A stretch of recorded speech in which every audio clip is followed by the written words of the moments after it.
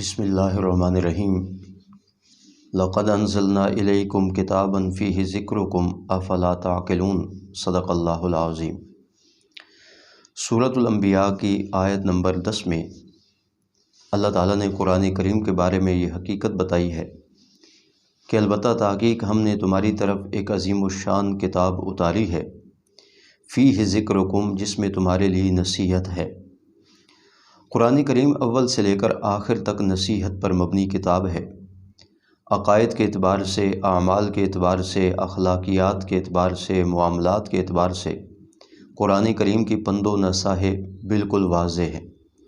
اگر کوئی شخص قرآن کریم سے نصیحت حاصل کرنا چاہے تو ہر اعتبار سے قرآن کریم کی نصیحت اس کے لیے کارآمد ہے۔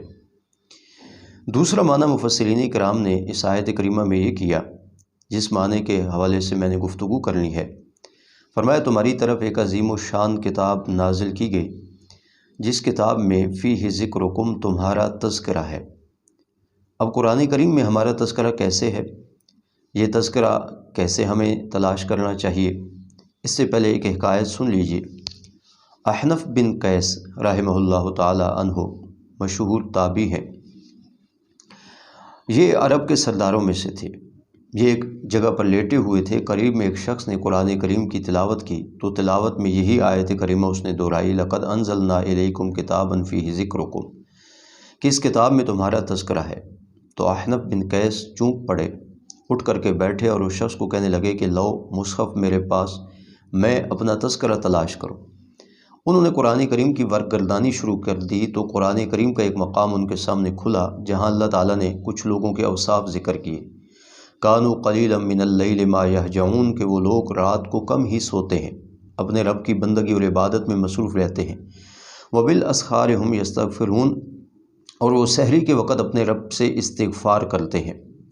وفی اموالہم حق معلوم للسائل والمحروم، اور وہ اپنے مالوں میں سائلین کے لیے حصہ مقرر رکھتے ہیں۔ احنف بن قیس اپنے حال سے واقف تھے، وہ کہنے لگے کہ یہ صفات میرے اندر تو نہیں۔ انہوں نے قرآن کریم کی مزید ورق گردانی کی تو ان کے سامنے یہ مقام کھلا، تتجافی جنوبہم عن المضاجع یدعون ربہم خوفا وطمعا، کہ کچھ لوگ ایسے ہیں کہ ان کے پہلو بستر سے الگ رہتے ہیں، یعنی وہ رات کو اٹھ کر اپنے رب کو مناتے ہیں۔ یدعون ربہم، اپنے پروردگار سے دعائیں مانگتے ہیں، اسے پکارتے ہیں خوف اور امید کے ساتھ، اور جو اللہ تعالیٰ نے ان کو رزق عطا کیا ہے اس میں سے وہ خرچ کرتے ہیں۔ احنف بن قیس کہنے لگے کہ یہ میرا تذکرہ تو نہیں، یعنی میرے اندر تو یہ صفات نہیں۔ پھر قرآن کریم کا یہ مقام ان کے سامنے کھلا، والذین یبیتون لربہم سجدا وقیاما، کہ رحمان کے خاص بندے ان کی راتیں سجدوں میں اور قیام میں گزرتی ہیں۔ احنف بن قیس اپنے حال سے خوب واقف تھے، کہنے لگے یہ میرا تذکرہ تو نہیں۔ پھر ان کے سامنے کچھ ایسے لوگوں کا تذکرہ آیا جن کی بابت قرآن کریم کہتا ہے انہم اذا قیل لہم لا الہ الا اللہ یستکبرون، کہ جب ان کے سامنے لا الہ الا اللہ کی دعوت رکھی جاتی ہے تو اس سے تکبر کرتے ہیں۔ احنف بن قیس یہ تذکرہ پڑھ کر گھبرا گئے۔ پھر ان کے سامنے قرآن کریم کا یہ مقام آیا کہ جہاں اللہ تعالیٰ فرماتے ہیں کہ وہ لوگ جن کے سامنے اللہ کی توحید کا تذکرہ کیا جاتا ہے تو اشمئزت قلوب الذین لا یؤمنون بالآخرہ، تو جن لوگوں کا آخرت پر ایمان نہیں ہوتا، توحید کا تذکرہ سن کے ان کے دل سکڑنا شروع ہو جاتے ہیں۔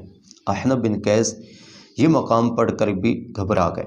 آخر کار ان کے سامنے یہ مقام قرآن کریم کا کھلا، وآخرون اعترفوا بذنوبہم، کہ کچھ لوگ وہ ہیں کہ جو اپنے گناہوں کا اعتراف کرتے ہیں، ان کے پاس نیکیاں اور برائیاں ملے جلے اعمال ہیں، لیکن وہ اپنے پروردگار کے سامنے اپنی خطاؤں کا اعتراف کرتے ہیں۔ تو احنف بن قیس کہنے لگے کہ یہ میرا حال ہے، میں بھی اپنے رب کے سامنے اپنے گناہوں کا اعتراف کرتا ہوں۔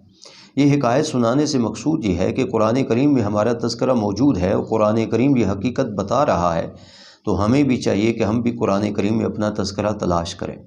اب دیکھیں قرآن کریم میں دو ہی طرح کے لوگوں کا اللہ تعالیٰ نے ذکر کیا ہے، کوئی بھی صفحہ، کوئی بھی ورق قرآن کا اس سے خالی نہیں ہے، یا ماننے والے لوگوں کا بیان ہے یا نہ ماننے والے لوگوں کا تذکرہ ہے، ہدایت کے راستے پر چلنے والے لوگوں کا تذکرہ ہے یا ہدایت سے بھٹکنے والے دور رہنے والے لوگوں کی بات کی گئی ہے، جنت کے راستے پہ چلنے والے لوگوں کی بات بتائی گئی ہے یا جہنم کی ڈگر پر چلنے والے لوگوں کی اوصاف سے، ان کی باتوں سے آگاہ کیا گیا ہے۔ ایمان والے، کفر والے، ہدایت والے، گمراہ لوگ، انہی طرح کے لوگوں کا تذکرہ قرآن کریم میں ہے۔ ہم بھی اگر قرآن کریم میں اپنا تذکرہ تلاش کرنا چاہیں تو ہمیں بھی بخوبی اپنا تذکرہ مل سکتا ہے کہ ہمارا شمار کس طرح کے لوگوں میں ہوتا ہے۔ لیکن اس کے لیے ایک کام جو ضروری ہمیں کرنا ہے وہ یہ ہے کہ ہم قرآن کریم کو ترجمے کے ساتھ پڑھیں، تفسیر کے ساتھ پڑھیں، تبھی ہمیں معلوم ہوگا کہ ہمارا تذکرہ قرآن کریم میں کس انداز سے ہے اور ہمارا شمار کس طرح کے لوگوں میں ہو رہا ہے۔ قرآن کریم کے 3 حق ہیں نا۔ قرآن کریم کی تلاوت کرنا، بہت سارے لوگ رمضان المبارک میں ماحول کے پیش نظر قرآن کریم کی تلاوت سے جڑ جاتے ہیں، یہ بہت کمال اور خوبی کی بات ہے، لیکن یہ معمول صرف رمضان تک نہ رہے، باقی 11 مہینوں میں بھی قرآن کریم کی تلاوت کا معمول ہو۔ لیکن صرف قرآن کریم کا یہی حق ادا نہیں کرنا کہ قرآن کی تلاوت کر لی جائے، قرآن کا دوسرا حق یہ ہے کہ قرآن کریم کو سمجھا جائے۔ علماء نے لکھا یہ قرآن کریم خط ہے جو اللہ کی طرف سے بندوں کے نام بھیجا گیا ہے۔ اگر ہمیں کسی دوست احباب کا خط موصول ہو، ہم اسے چوم چاٹ کر کے تعظیم کی نگاہ سے اسے دیکھیں، لیکن اس کو کھول کر نہ دیکھیں تو ہم اپنے مقصد سے آگاہ نہیں ہو سکیں گے کہ ہمارے دوست نے ہمیں کیا بات لکھی ہے۔ یہی حال ہے، قرآن کریم بھی اللہ تعالیٰ کی طرف سے خط ہے جو بندوں کے نام ہے۔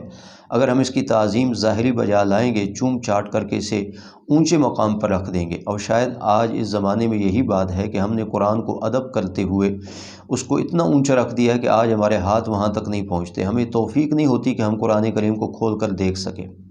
تو قرآن کریم کو سمجھنا چاہیے کہ قرآن کریم میں اللہ تعالیٰ نے اپنے بندوں کو کیا احکامات دی ہیں۔ جب قرآن کو آپ ترجمے سے پڑھیں گے، تفسیر کے ساتھ پڑھیں گے، سمجھ کر کے پڑھیں گے تو ضرور بضرور آپ کو آپ کا تذکرہ ملے گا۔ وہ خوبیاں جو نیک لوگوں کی ہیں، وہ خامیاں جو برے لوگوں کی ہیں، جب ہمارے سامنے آئیں گی تو ہم خوب محاسبہ کر سکتے ہیں کہ ہمارا شمار کن لوگوں میں ہے۔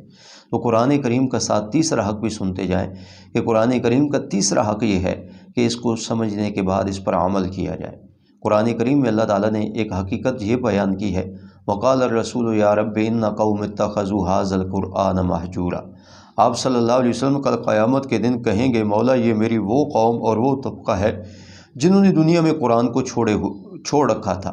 اب اس آیت کریمہ کی تلاوت کی جاتی ہے اور لوگ اس آیت کو کسی دوسرے مکتبہ فکر پر چسپاں کرنے کی کوشش کرتے ہیں، کہتے ہیں فلاں قرآن کا حامل نہیں، فلاں قرآن پر عامل نہیں، ہم قرآن کریم کے حامل ہیں، ہم قرآن کریم پر عمل کرنے والے ہیں۔ یہ بات تو ہے کہ ہم اپنے وجدان کے مطابق خوش فہمی میں مبتلا ہوتے ہیں، لیکن صحیح اس کی جو توجیہ اور تفسیر ہے وہ حضرت ابن تیمیہ رحمۃ اللہ علیہ سے جو منقول ہے اس کو دیکھنا چاہیے۔ ابن تیمیہ رحمۃ اللہ علیہ فرماتے ہیں جس شخص نے سرے سے قرآن نہیں پڑھا، تلاوت نہیں کی، گویا کہ قرآن کو اس نے بھی چھوڑ رکھا ہے۔ جس نے قرآن کی تلاوت تو کی لیکن قرآن کو سمجھا نہیں، قرآن کو اس نے بھی چھوڑ رکھا ہے۔ اور جو شخص قرآن کی تلاوت تو کرتا ہے، قرآن سمجھتا بھی ہے، لیکن قرآن کے مطابق اپنا عقیدہ اور عمل نہیں بناتا، اس نے بھی گویا کہ قرآن کو چھوڑ رکھا ہے۔ اب اس آیت کریمہ کے اس تناظر میں دیکھا جائے تو آیا ہم قرآن کی تلاوت کو چھوڑنے والوں میں سے ہیں، یا قرآن کریم کی تلاوت تو کرتے ہیں مگر قرآن سمجھنے والوں میں سے نہیں، یا ہمیں قرآن کی تلاوت اور قرآن کی سمجھ ضرور ہے لیکن ہم قرآن کے مطابق عمل نہیں کرتے؟ تو ہم خود اپنا محاسبہ کر سکتے ہیں کہ ہمارا شمار کس طرح کے لوگوں میں ہوتا ہے۔ اگر کسی ایک طبقے میں ہمارا شمار ہوا اور ہم قرآن کو چھوڑنے والے ٹھہرے تو رسول اللہ صلی اللہ علیہ وسلم کا یہ مقدمہ ہمارے خلاف بھی دائر ہو سکتا ہے۔ اس لیے ضرورت اس امر کی ہے کہ ہم قرآن کریم سے جڑیں، تلاوت بھی کریں، اسے سمجھے بھی صحیح، اس کے مطابق عمل بھی کریں اور یوں اپنا تذکرہ قرآن کریم میں تلاش کریں۔ تو یہ آیت کریمہ اسی بات کی طرف توجہ مبذول کراتی ہے، لقد انزلنا الیکم کتابا فیہ ذکرکم، فرمایا عظیم و شان کتاب تمہاری طرف ہم نے نازل کی ہے جس میں تمہارے لیے نصیحت ہے یا جس میں تمہارا تذکرہ ہے، افلا تعقلون، تم سمجھتے کیوں نہیں؟